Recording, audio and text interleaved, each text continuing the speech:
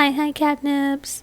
Rini here, and today starts our first story in Spooktober.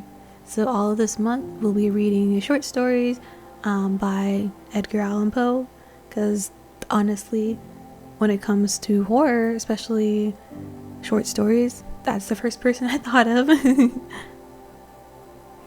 But today we are going to start with The Case of Amontillado. I hope you enjoy it.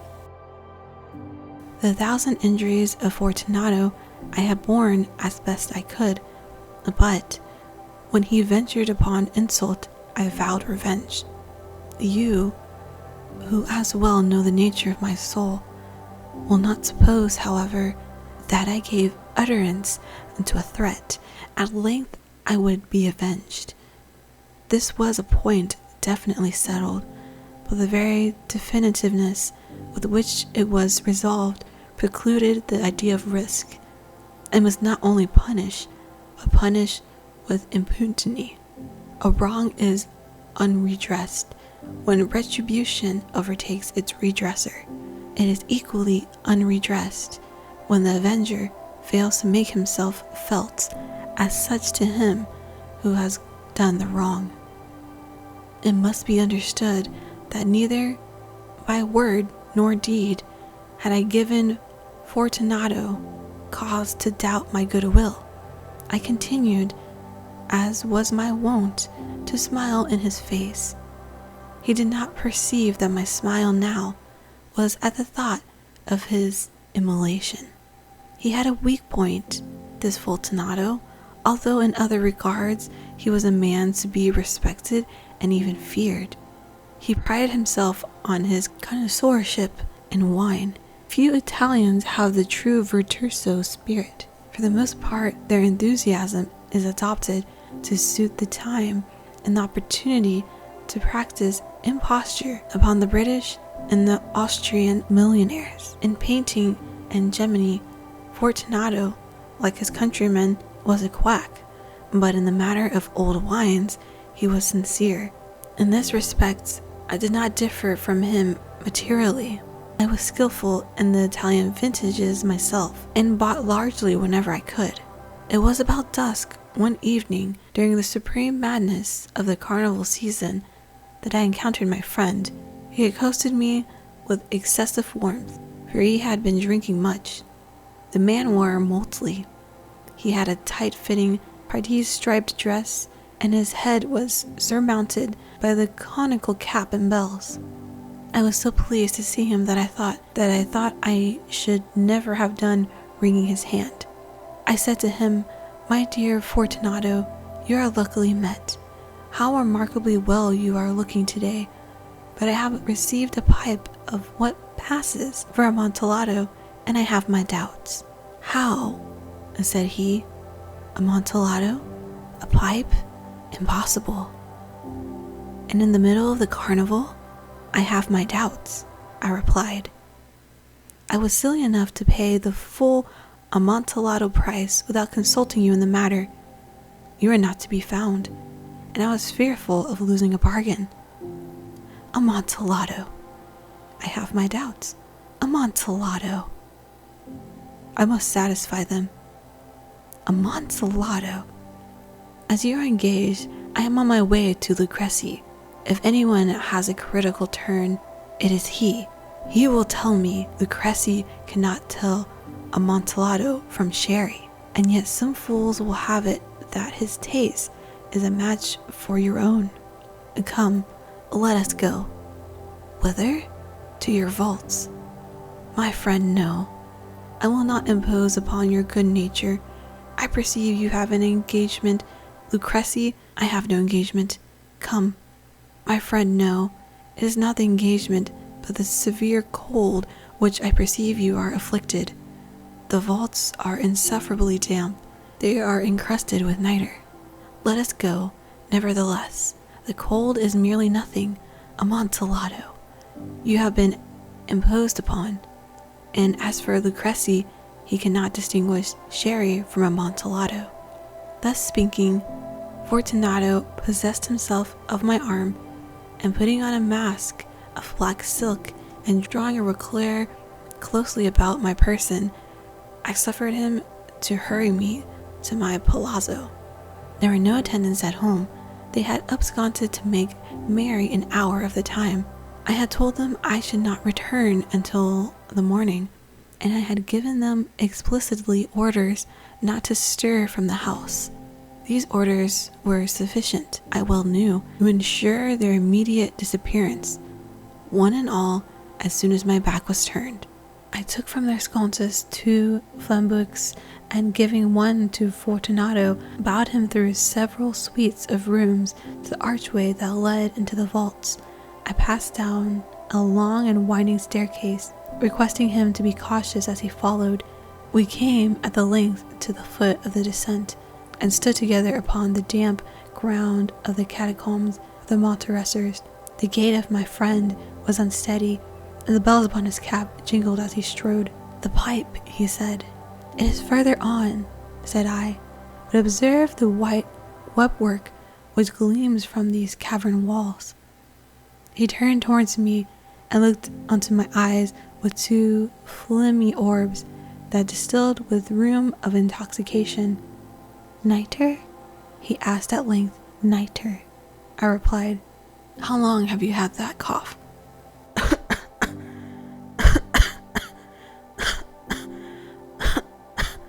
My poor friend found it impossible to reply for many minutes. "It is nothing," he said at last.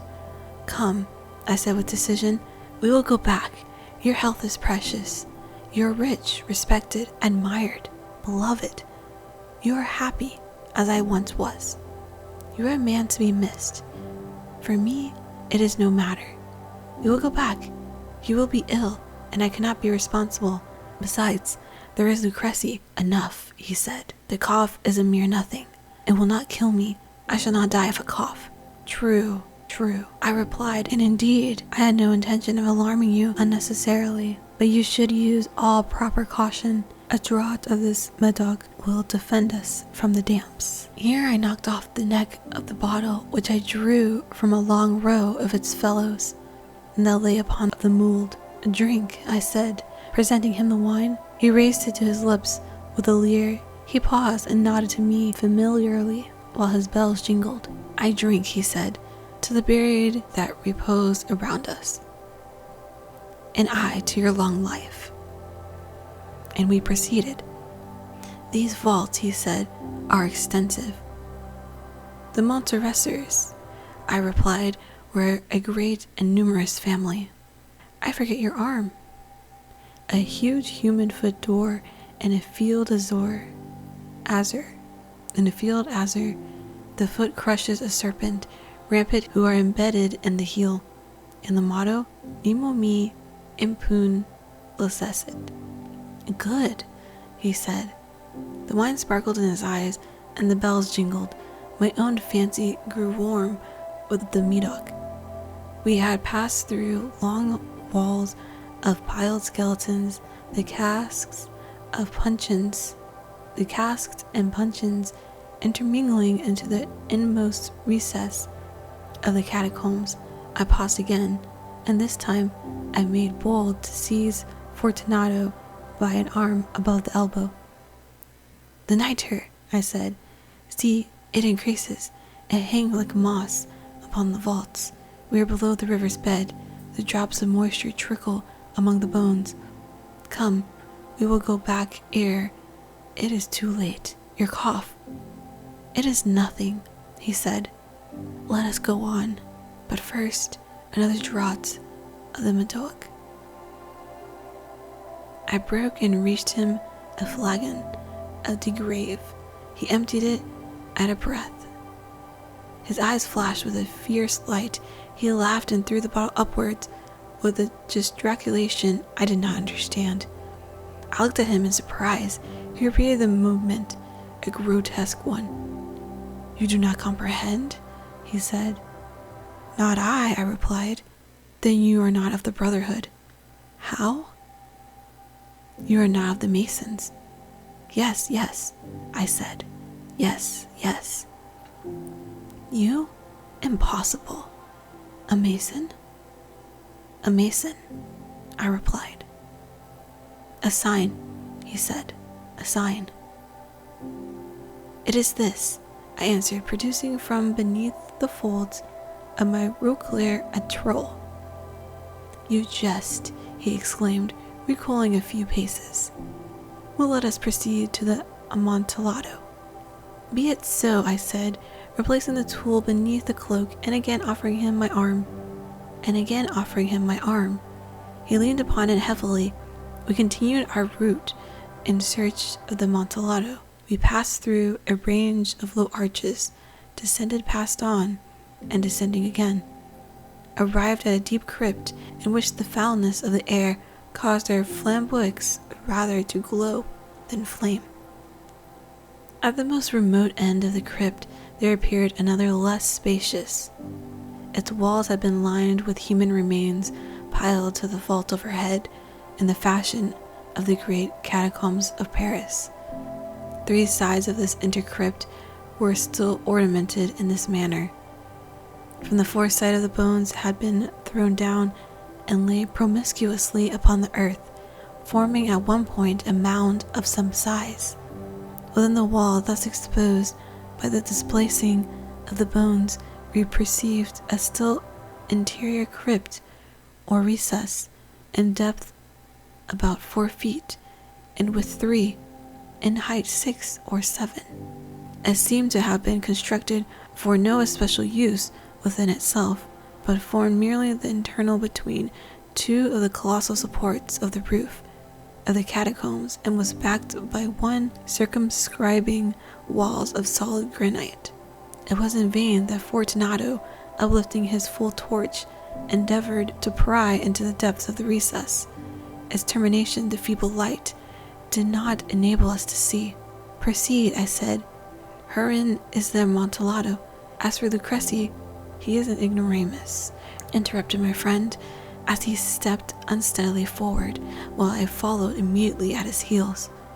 In an instant he had reached the extremity of the niche, and finding his progress arrested by the rock, stood stupidly bewildered. A moment more and I had fettered him to the granite. In its surface were 2 iron staples, distant from each other about 2 feet. Horizontally from one of these depended a short chain, from the other a padlock. Throwing the links about his waist, it was but the work of a few seconds to secure it. He was too much astounded to resist. Withdrawing the key, I stepped back from the recess. "Pass your hand," I said, "over the wall. You cannot help feeling the nitre. Indeed, it is very damp. Once more, let me implore you to return. No? Then I must positively leave you. But I must first render you all the little attentions in my power." "The Amontillado!" ejaculated my friend, not yet recovered from his astonishment. "True," I replied, "the Amontillado." As I said these words, I bussed myself among the pile of bones of which I have before spoken. Throwing them aside, I soon uncovered a quantity of building stone and mortar. With these materials, and with the aid of my trowel, I began vigorously to wall up the entrance of the niche. I had scarcely laid the first tier of the masonry when I discovered that the intoxication of Fortunato had in a great measure worn off. The earliest indication I had of this was a low moaning cry from the depth of the recess. It was not the cry of a drunken man. There was then a long, obstinate silence. I laid the 2nd tier, and the 3rd, and the 4th, and then I heard the furious vibrations of the chain. The noise lasted for several minutes, during which, that I might hearken to it with the more satisfaction, I ceased my labors and sat down upon the bones. When at last the clanking subsided, I resumed the trowel and finished without interruption the 5th and the 6th and the 7th tier. The wall was now nearly upon a level with my breast. I again paused, and holding the flambeaux over the mason work, threw a few feeble rays upon the figure within. A succession of loud and shrill screams bursting suddenly from the throat of the chained form seemed to thrust me violently back. For a brief moment I hesitated. I trembled, unsheathing my rapier, I began to grope with it about the recess, but the thought of an instant reassured me. I placed my hand upon the solid fabric of the catacombs and felt satisfied. I reapproached the wall. I replied to the yells of him who clamored. I re-echoed. I aided. I surpassed them in volume and in strength. I did this, and the clamorer grew still. It was now midnight, and my task was drawing to a close. I had completed the 8th, the 9th, and the 10th tier. I had finished a portion of the last and the 11th. There remained but a single stone to be fitted and plastered in. I struggled with its weight. I placed it particularly in its destined position. But now there came from out of the niche a low laugh that erected the hairs upon my head. It was succeeded by a sad voice, which I had difficulty in recognizing as that of the noble Fortunato. The voice said,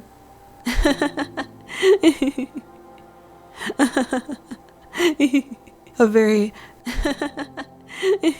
very good joke indeed, an excellent jest. We will have our rich laugh about it at the palazzo over our wine. The Amontillado, I said. Yes, the Amontillado, but is it not getting late? Will not they be waiting for us at the palazzo? The Lady Fortunato and the rest. Let us be gone. Yes, I said, let us be gone. For the love of God, Monteresser. But to these words I hearkened in vain for a reply. I grew impatient. I called aloud, Fortunato. No answer. I called again, Fortunato. No answer still. I thrust the torch through the remaining aperture and let it fall within. There came forth, in return, only a jingling of the bells. My heart grew sick. It was the dampness of the catacombs that made it so. I hastened to make an end of my labor. I forced the last stone into its position. I plastered it up. Against the new masonry, I re-erected the old rampart of bones. Of the half of a century, no mortal had disturbed them. In pace, requiescat. And that brings us to the end of the Cask of Amontillado by Edgar Allan Poe. Hopefully you enjoyed it. Feel free to like, comment, and subscribe, and as well as hitting the bell icon. That way you know when the next short stories will be out. Until next time, Rini over and out. Bye bye!